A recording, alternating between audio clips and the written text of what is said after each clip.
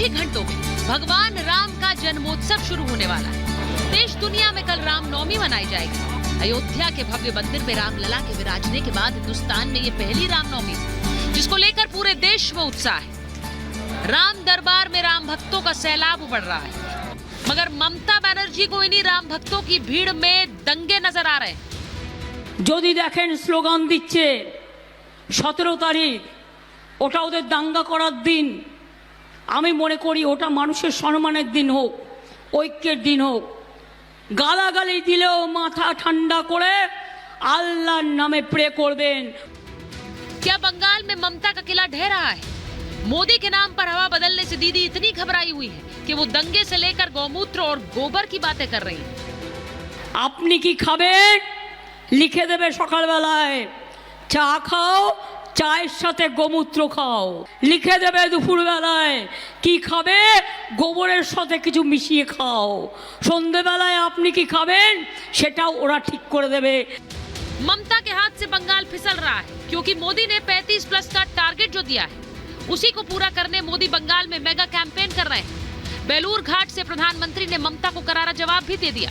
TMC ने हमेशा की तरह यहां रामनवमी उत्सव को रोकने की पूरी कोशिश की, सारे षड्यंत्र किए, लेकिन कोर्ट से अनुमति मिल गई है और कल पूरी श्रद्धा और भक्ति के साथ रामनवमी की शोभा यात्राएं निकलेगी। कि जो व्यक्ति यूएन में जाकर के दुनिया की सबसे पुरातन भाषा तमिल भाषा का गुणगान करता हो, किस आधार पर उस व्यक्ति को आप ऐसे आरोप लगा रहे हो? मैं जब कपड़े अलग अलग राज्य के पहनता हूं तो उनको ये परेशानी हो रही है।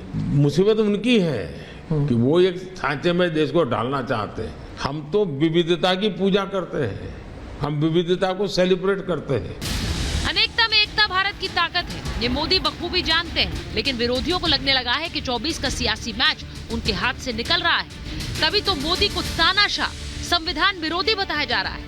उन्हें लगता है कि सियासी मैच के डेथ ओवर्स में यही आखिरी गुगली है। ये बाबा साहब का बनाया हुआ संविधान है, कोई अरे गुरु बाबा का बनाया हुआ नहीं है। जो भी कोशिश करेगा संविधान को बदलने के लिए, देश की गरीब पिछड़ी और दलित जनता आंख निकाल लेगी इनका। मैच फिक्सिंग का चुनाव बीजेपी जीते और उसके बाद संविधान को उन्होंने बदला तो इस पूरे देश में आग लगने जा रही है। कभी समुद्र मंथन हुआ था, इस बार संविधान मंथन होने जा रहा है। एक तरफ वो लोग हैं जो संविधान को बचाना चाहते हैं, दूसरी तरफ वो लोग हैं जो संविधान को खत्म करना चाहते हैं, बाबा साहब भीमराव अम्बेडकर जी का दिया हुआ संविधान को बदलना चाहते हैं। मोदी ने एक एक कर विरोधियों को माकूल जवाब दिया और संविधान खत्म करने के आरोप पर बिहार से सबकी क्लास लगा दी। जब भी बीजेपी आगे बढ़ती है तो संविधान का राजनीतिक शस्त्र के लिए उपयोग करते हैं और झूठ फैलाते हैं। संविधान बदल देंगे, संविधान बदल देंगे। लिख के रखिए, मोदी तो क्या, स्वयं बाबा साहब आम्बेडकर भी इस संविधान को नहीं बदल सकते हैं। कोई मोदी को तानाशाह बता रहा है तो कोई संविधान खत्म करने की साजिश, क्योंकि मोदी ने विरोधियों की सियासत चौपट कर दी है। क्या मोदी विरोधी 24 के इस चुनाव में संविधान और लोकतंत्र को बचाने की आड़ में अपने सियासी वजूद को बचाने में लगे? इसी पर आज की महाभारत। मेरे साथ बीजेपी की प्रवक्ता चारू प्रज्ञा जी जुड़ रही हैं, विशाल मिश्रा जी राजनीतिक विश्लेषक स्टूडियो में हमारे साथ हैं, हमारे साथ आरजेडी के प्रवक्ता प्रोफेसर अनवर पाशा हैं, संजय सरकार जी टीएमसी के नेता हैं, संजीव कौशिक जी हैं हमारे साथ स्टूडियो में, आम आदमी पार्टी का पक्ष रखते हैं, और हमारे साथ अनुज आत्रे जी स्टूडियो में हैं। बहुत बहुत स्वागत आप सभी का महाभारत में। मैं शुरुआत सबसे पहले संजय सरकार जी आपके साथ कर लेती हूँ। गौमूत्र पिलाएंगे, गोबर खिलाएंगे, सर मुझे तो ऐसे बयानों से ही बदबू आ रही है, लेकिन जो बोल रहा है उसे ऐसा लग रहा है कि इनसे बहुत जीत नजदीक दिख रही है हमें। संजय जी। नहीं, देखिए, भारतीय जनता पार्टी बंगाल में 0 सन्नाटा हो चुके हैं और कितना घबराहट और कितना मतलब जो बौखलाहट आ चुके हैं। भारतीय जनता पार्टी हर नेता को बयान में आता है। प्रधानमंत्री जी आज भाषण दे रहा था, बोल रहे थे जो हम दलित को सम्मान नहीं करता। एक भारतीय जनता पार्टी का एक नेता, ये कब बोला हम दलित को सम्मान नहीं करते? इसका नाम शिव शंकर दास है। नहीं, शिव शंकर दास है। शिवशंकर दास एक दलित महिला को घर में घुस गया है, उसको बलात्कार करने के लिए कोशिश कर रहा था। हर अखबारों में इसको दिखा रहा है, दिखाइए, हर अखबारों में दिया है शिवशंकर दास। हुगली में जंगी पारा बोल के है, पब्लिक जब छोड़ के आया तो ये भाग गया, बोला हम जीत के आने के बाद में फिर हम आपको घर, दलित महिला को घर में पहुंच रहा है। नंबर 2, भारतीय जनता पार्टी नहीं तो अगर पहुंच रहा है तो आप क्या कर रहे हैं? पश्चिम बंगाल में सरकार किसकी है? ये आप दिखाकर अपने आप को एक्सपोज कर रहे हैं कि वहां पर इस तरह का क्राइम हो रहा है। संजय सरकार जी, आप कर क्या रहे हैं? What are you doing?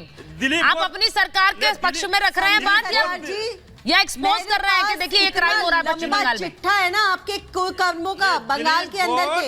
देखिए दिलीप घोष क्या कर रहा है? त्रिशूल लेके हाथ में लेके घूमता, बोले स्वच्छ भारत अभियान। मुद्दे पे क्यों नहीं रहते? झूठ क्यों बोल रहे हैं आपके नेता? नंबर 3 देखिए, 30 मार्च 2023 में भारतीय जनता पार्टी का कार्यकर्ता रामनवमी के दिन में हथियार लेके घूम रहा है और ओपन फायर करते जा रहे हैं। ओपन फायर वो तो हम इसको पकड़ा के अरेस्ट कर लिया था। आर्म्स एमिनेशन जो है उसमें उसको हमने पकड़ लिया और अरेस्ट कर लिया, क्योंकि मैं यही तो कह रही हूँ वहां अगर क्राइम है और किसी प्रदेश के सर, एक मिनट संजय जी, मैं एक सवाल, एक सुनिए मेरी बात। जब रामनवमी पर दंगे की आप बात कर रहे हैं तो आप खुद को क्यों एक्सपोज कर रहे हैं कहकर कि यहाँ दंगा होगा? आपको तो ये कहना चाहिए दंगा हो नहीं सकता है मेरे राज्य में। योगी आदित्यनाथ तो यही कह रहे हैं वहां कि दंगा हो नहीं सकता यूपी में। आपकी नेत्री कह रही दंगा होने वाला है, कल 17 तारीख दंगा होने वाला है। क्यों होने वाला है दंगा भाई?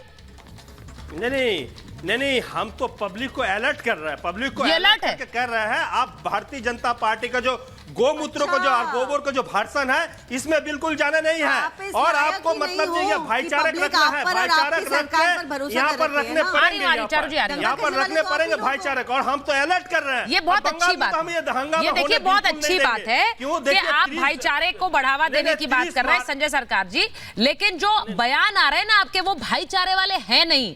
बीजेपी आएगी तो गौमूत्र पिलाएगी, आपको गोबर खिलाएगी। ये किस स्तर पर राजनीति हो रही है? इसका मकसद क्या है? क्या लोग नहीं समझ रहे हैं? रामनवमी से पहले आप कह रहे हैं कि 17 तारीख आएगी, दंगे का दिन है। ये सब बयान और ये सब कहना, बहुत सारे ऐसे बयान है ममता बनर्जी के, मैं उस पर आना चाहती हूँ, लेकिन एक एक करके आऊंगी। अच्छा एक चीज बोलिए मेरे को सुचित्रा जी। 30 मार्च को दिन में 2023 में जो घटना घटा सब बंगाल में हुआ, यूपी में मेरठ में नहीं हुआ, अहमदाबाद में नहीं हुआ, गुजरात अहमदाबाद में नहीं हुआ। आपको मतलब जब महाराष्ट्र को मतलब डबल इंजन का सरकार, औरंगाबाद में लफड़ा नहीं हुआ, वहां पर डबल इंजन का सरकार था, वहां पर नहीं हुआ। 30 मार्च को 2023 में घटना, वहां पर भी तो घटना घटा था Bharatiya Janata party, double engine को सरकार था। कहां रुक पाया? मेरठ में रुक पाया था? तो नहीं रुक पाया। लेकिन हम यहाँ पर पूरा तरफ से इसको रुकेंगे। मैं चारू जी के पास जा रही हूं।